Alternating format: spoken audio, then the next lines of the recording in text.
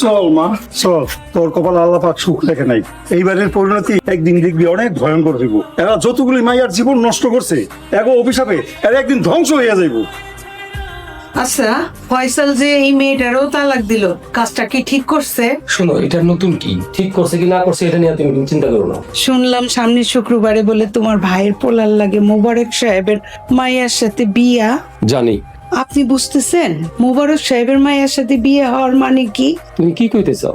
এই বিয়া ভাঙবো বইলা আমার তো মনে হয় না। এই মেয়া 7 দিনের জন্য না, 7 জন্মের জন্য আইতাছে।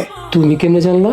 শোনো, তোমার বড় ভাই এই বিয়াটা টিকাইয়া রাখবো, কারণ মোবারক সাহেবের সাথে ওনার বন্ধুত্ব।